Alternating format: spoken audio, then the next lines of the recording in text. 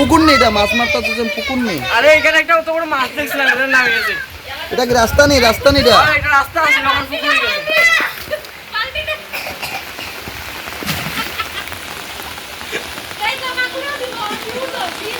बेलाखिनो गोबां वाते वावै दैलमजाक धर्मनगर शिबबारि सरापार आमचानि लोगोर अबबाय नखुक जतनो दैलमै तमैखा बेबागै खरक 200 नि सिमि चेंगै 215 सेकन्ड बरक ताबुक नकरै आमचानि रेस्क्यू कैंपसे बरक तंगना नांसियो नायनायदि फुटुदु दैलमजाक वाते वावबाय धर्मनगर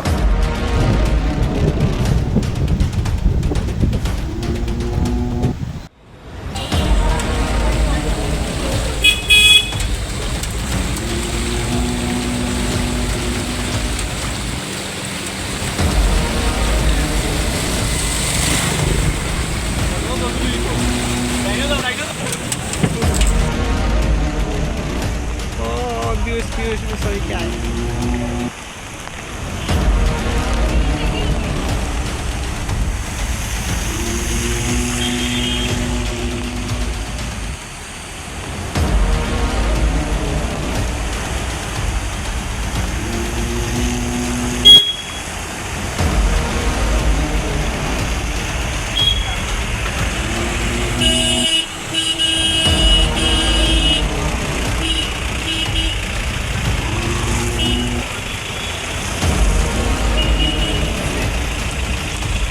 জল উঠেছে, জল তো বৃষ্টি দিলেই জল জল জল জল ওঠে। আজকে আজকে তো গতকালকের থেকে কি কি সমস্যা রয়েছে? জলটা জল তো যাওয়ার কোনো রাস্তা নাই, জল তো যাওয়ার রাস্তা নাই এদিকে। জল তো আইসি সব জল তো এখানেই ব্লক হয়, ওই তো বাড়ি ঘরে সব বাড়ি ঘরে উঠে জল। আপনাদের গড়শিলা নামটা করে আশ্রমে যায় প্রত্যেক বছর থাকতে নাই যায়।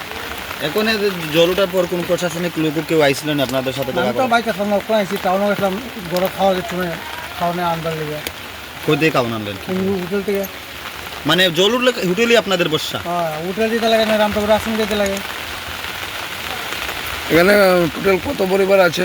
আসলে বহুত পরিবার আছে, আনুমানিক 10-15 পরিবার। সবের বাড়িতে এই জল? ওই জল সব বাড়িতে জল, দেখেন না আপনারা তো দেখতে পাচ্ছেন।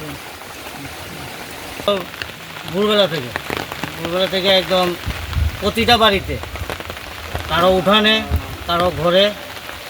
এদিকে একটা গলিতে ছিল একজন হ্যান্ডিক্যাপ, মানে এমন অবস্থা জল, ওনাকে বের করাই অনেক মুশকিল। ফায়ার সার্ভিসে খবর দিই, ফায়ার সার্ভিস আসে, ওনারা বের করে নিয়ে যায়।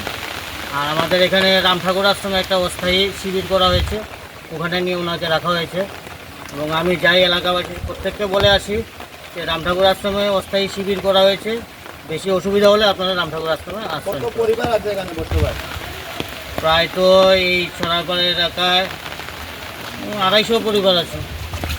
প্রত্যেকের বাড়ি থেকে জল? প্রত্যেকের বাড়িতে তো। জল উঠার পর কোনো এনডিআরএফ বা কোনো মহকুমা শাসক এসেছেন? প্রশাসন থেকে লোক এসেছিল, এসে দেখে গেছে। মহকুমা শাসক এসেছিলেন কি? মহকুমা শাসক আমার সঙ্গে দেখা হয়নি। আমার বাড়িতেও জল ঘরে উঠে গেছে, জিনিসপত্র সব গুছিয়ে আমি বেরোলাম, ওই প্রত্যেকের সঙ্গে যোগাযোগ করলাম। আমার নাম কিছু সঞ্জন দে, ওয়ার্ড কাউন্সিলর, ডিএমসি 7 নম্বর ওয়ার্ড। ধন্যবাদ।